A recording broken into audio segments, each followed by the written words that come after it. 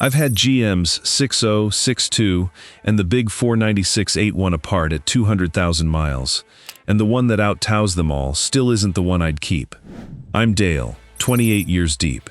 Here's the tension in this whole video. One of these three engines will outpull the other two without breaking a sweat. It's a genuine big block, and it tows like one. And it's still not the one I'd tell you to buy and run to the moon. Because surviving cheap to high mileage is a different contest than winning a tug-of-war. This isn't a dyno. It's what I see tearing these three down on my bench. What's worn, what's barely touched, what costs a fortune to feed. Let's start with the big one. The 8.1 is the 496 Vortec Big Block, built from 2001 through 2006, and it is the odd one out here in the best possible way. This isn't a small block like the other two. It's a genuine big block. 496 cubic inches of cast iron, block and heads, descended straight from the old 454. GM built it as the gas answer to the Duramax diesel, for people who needed to tow heavy without stepping into an oil burner.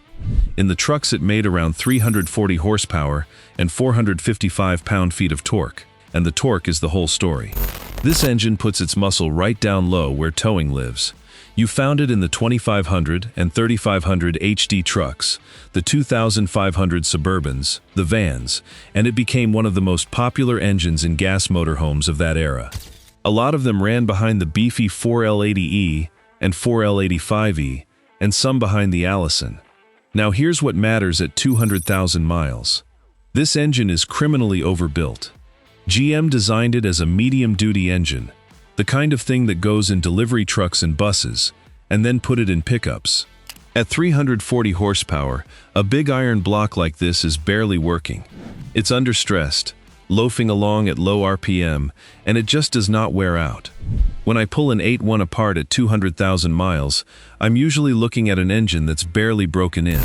I've seen these well past 250 and 300,000 miles, still running strong, still towing heavy. On raw mechanical toughness, the big block is every bit the equal of anything here, maybe the toughest of the three. These were bus and delivery truck engines at heart, built to run all day under load for years on end, and GM just happened to bolt them into pickups. That heritage is why an 8.1 with a hard towing life behind it can still look factory fresh inside. It was never designed to be babied, it was designed to work. And out on the road, nothing here tows like it.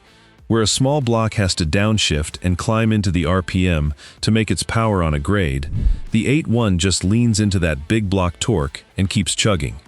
Owners who tow heavy with these will tell you the same thing every time. It never feels like it's straining. It out-tows the 6.0 in every situation that matters, and it does it without the drama. So why isn't it my pick? 3 reasons, and they're all about the cost of living with it, not the engine's toughness. The first is fuel, and it's brutal. An 8.1 drinks. You're looking at around 10 miles per gallon combined, 12 to 14 on the highway if you're gentle, single digits in town, and 6 to 8 when you're actually towing. Over 200,000 miles, that appetite adds up to a staggering amount of money at the pump compared to a small block. The second is oil and upkeep. A lot of these engines consume oil. The design routes crankcase vapor through a small internal passage in the intake, and it's common for them to drink a quart between changes and foul plugs doing it. You end up changing plugs and wires more often than you'd like, and watching the oil level like a hawk. The third, and this is the one that really decides it, is parts.GM stopped building the 8.1 after 2006. There was only ever one version of it. That means the aftermarket is thin, the tuning support is limited, and finding a replacement long block or specific parts gets harder every year. Compare that to a small block that's on every shelf in the country, and you see the problem. A tough engine you can't get parts for is a tougher problem than it looks. Quick thing before the 6.2. Everything I know about running any GM V8 past 500,000 miles is in my GMC blueprint. Links in the description if you want it. Back to it. So here's the honest verdict on the 8.1. It is the torque king and the towing champion of this group, no argument. And mechanically, it's as tough as anything GM ever built. If you tow the heaviest loads, regularly, and you don't daily drive it, the big block is a monster, and I'd never fault you for loving it. It just costs a fortune to feed, and it's getting harder to keep fed. It wins the tug-of-war and loses the long game. One buying note if you go looking for one: steer toward an 03 or newer. GM changed the throttle body in 2003, and for the 01 and 02 trucks, a replacement throttle body is nearly impossible to find now.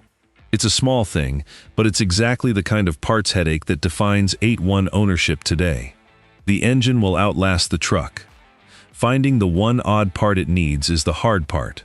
That's the big block covered, and the one I'd actually keep is still 2 engines away. Hit subscribe and turn on the bell. Every week I tell you which GM engines are worth their weight. The 6.2 is the opposite kind of engine. The newest, the most refined, the most power in a modern package. Where the 8.1 is a brute, the 6.2 is a scalpel. And it's the odd one out in a different way. Because it was never really the heavy-duty workhorse the other two were. It's the premium half-ton performance engine, the one in the loaded trucks and the sporty ones. And at 200,000 miles, its story depends entirely on which generation you've got. The older 6.2s are the ones I love to find. The Gen 4 L92 and L9H are port-injected. They make big power. And this is the part people get wrong constantly: they have no active fuel management. Let me say it plainly. The L92 and L9H have no AFM. That makes them survivors. No deactivation system to fail, no direct injection to cake up the valves. When one of these comes across my bench at 200,000, it's a strong, healthy engine with real horsepower and none of the modern headaches. These are the hidden gems of the 6.2 world. The L9H in particular, big torque, port injection, no deactivation, is the one I'd hunt for if I wanted 6.2 power that'll go the distance without the modern maintenance bill. They turned up in the higher trim trucks and the big SUVs, and a clean one at 200,000 owes you nothing. Then there's the Gen 5 6.2, the L86 with active fuel management, and the L87 with dynamic fuel management. These are the most powerful of all, 420 horsepower, the most refined and modern engine in this whole video. But they carry the modern tax. They use direct injection, which means fuel never washes the back of the intake valves, so carbon bakes on over the miles and eventually needs a walnut blast cleaning to clear. And the AFM and DFM systems bring the lifter failures that take out cams. There's also a bearing recall on the newest L87s, but those are recent trucks, nowhere near 200,000 miles, so that's just a watch out if you own a new one, not part of this teardown. Let me be clear what all that means to live with. The carbon isn't optional. Every direct injection engine gets it, and by 200,000 a Gen 5 that's never had its valves cleaned has lost a little of its edge and needs that walnut blast to get it back. The lifter risk is the bigger worry. When an AFM or DFM lifter lets go, it can wipe a cam lobe and turn a running engine into a teardown. The fix the builders swear by is deleting the deactivation with a tune and a proper lifter set. Do that on a Gen 5 and you've got a monster that lasts. Leave it stock and you're managing it every mile. So the 6.2 splits like this. Find an older non-AFM one, an L92 or L9H, and you've got a strong, refined survivor. Get a Gen 5 and you've got the most power and the most technology, but the most to manage at high mileage. Either way, the 6.2 wins refinement and power per pound. It's the smoothest, quickest, most modern engine here. It's just not the workhorse the other two are. And the Gen 5 version asks the most of you to keep it healthy past 200,000. And I want to be fair, because on paper the 6.2 is the best engine here. The most power, the smoothest, the quickest, and paired with the 10-speed, a genuinely modern powertrain. If you want a truck that drives like today, and you'll keep up with what a modern engine demands, the 6.2 rewards you. It's just playing a different game than the two workhorses. Power and polish, not decades of cheap, dumb reliability. So if the 6.2 tempts you, and it should, it's a wonderful engine. Let the generation guide you. Chase a non-AFM Gen 4 for durability with real power, or go Gen 5 for the newest, strongest version and commit to maintaining it properly. What you don't want is a stock, high-mile Gen 5 with no service history, treated like an old small block. That's the one that bites. But treat a 6.2 right. The right generation, the right maintenance, and it gives you power and refinement neither workhorse can touch. It's the enthusiast's engine in this group, and there's nothing wrong with wanting the fast one. And that brings us to the 6.0, the one I'd keep. Not because it's the most powerful. It isn't. Not because it tows the hardest. That's the 8.1. The 6.0 wins because it survives to the highest mileage for the least money out of your pocket. And once you understand why, it's not really close. The 6.0 is a 364 cubic inch iron small block. Depending on the year and vehicle, it's an LQ4, an LQ9, an LY6, or an L96. And the heavy-duty truck versions came without active fuel management. Iron block, port injection, no AFM, no direct injection. Nothing modern engineered into it to fail. GM built it, overbuilt on purpose, for the HD trucks, and then left it in production for 2 decades because it simply worked. And that production run tells you everything. GM doesn't keep an engine alive for 20 years by accident. They keep it because it works, because the fleets trust it, and because nothing they tried to replace it with matched its blend of toughness and simplicity. The 6.0 outlived its own replacements. That's the resume of a survivor. When I pull a 6.0 apart at 200,000 miles, I see the same thing I see on the 8.1, an engine that's barely broken in. The bores still show their crosshatch. The bearings are worn but well in spec. It's documented running 500 to 700,000 miles in hard service, and I believe every one of those numbers, because there's nothing in it designed to wear out early. On pure durability, the 6.0 and the 8.1 are in the same league. Both overbuilt, both nearly unkillable. And it's worth understanding why. The reason a 6.0 goes the distance is the same reason the big block does. It isn't stressed. 300-some horsepower out of 6 liters of iron is a relaxed tune. The block is thick, the rotating assembly is stout, the oiling is simple and effective. No turbo cooking the oil, no sky-high compression hammering the bearings, no deactivation cycling the lifters to death. It's a low-stress, high-margin design, and low-stress engines are the ones that see the far side of 500,000 miles. The 6.0 isn't lucky, it's built with margin, and margin is what becomes mileage. I've had 6.0 trucks come across my bench at 250, even 300,000 miles, still on the original short block, the owner in for nothing more than a water pump or a set of plugs. That's not the exception with these, that's the rule when they're maintained. The 6.0 earned that the honest way, not on a spec sheet, but in millions of work trucks and vans and haulers that got used hard every day and refused to quit. When an engine proves itself across that many hard-working vehicles, the big mileage numbers aren't bragging, they're just what it does. So what makes the 6.0 the smart keep over the big block? Everything around the engine. It's lighter, so it's easier on the truck, and it uses less fuel. You're looking at 13 or more miles per gallon empty against the 8.1's 10. And over 200,000 miles, that difference is a fortune. And the parts. This is the killer advantage.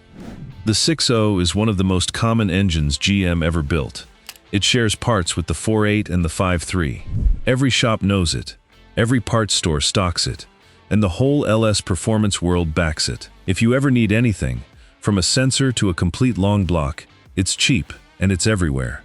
Think about what that saves you over the life of the truck. A knock sensor, a water pump, a set of manifold bolts, even a whole replacement long block.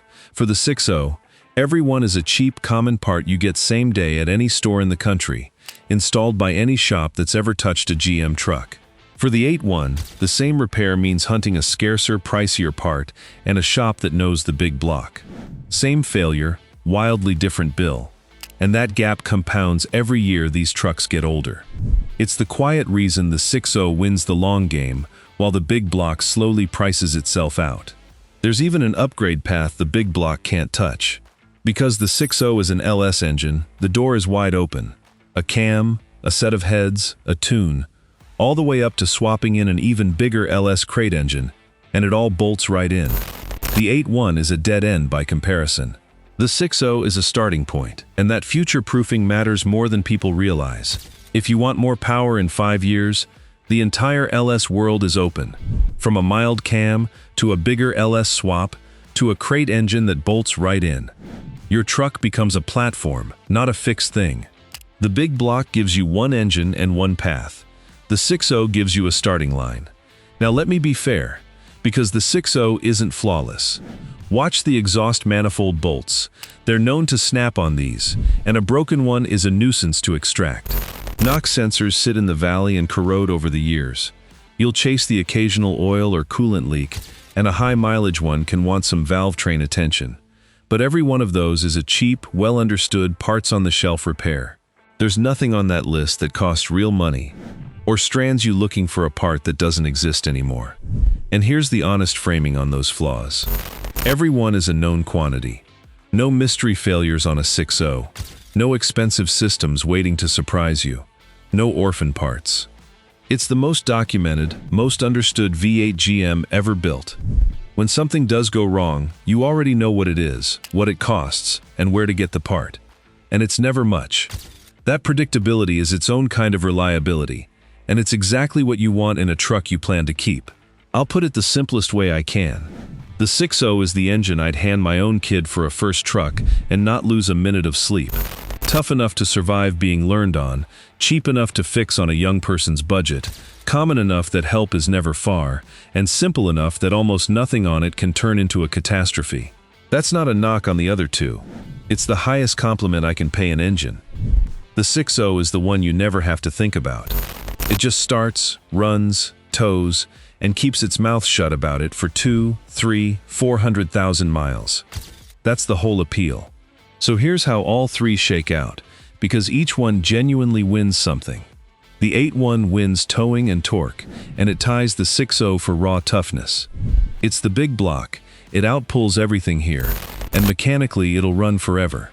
If you tow the heaviest loads and fuel and parts don't scare you, it's a magnificent engine. It just costs the most to own. Every mile. The 6.2 wins power and refinement. It's the quickest, smoothest, most modern of the three. A non-AFM Gen 4 is a genuine survivor. A Gen 5 is the most capable, but the most to manage. Either way, it's the performance choice, not the workhorse. And the 6.0 wins the question that actually matters at 200,000 miles. Which one survives the longest for the least money? Overbuilt like the big block, but lighter, cheaper to feed, and backed by an aftermarket that means you're never stuck and never gouged. It outtows nothing and it outlasts everything, for the fewest dollars the whole way. That's the one I'd keep. And that's the thread through all three. The most cubes don't win, the most horsepower doesn't win, the most technology doesn't win. What wins, at 200,000 miles and beyond, is the engine simple enough to last, cheap enough to keep, and common enough that the world is full of parts for it. The 8.1 is a legend, and the 6.2 is a rocket.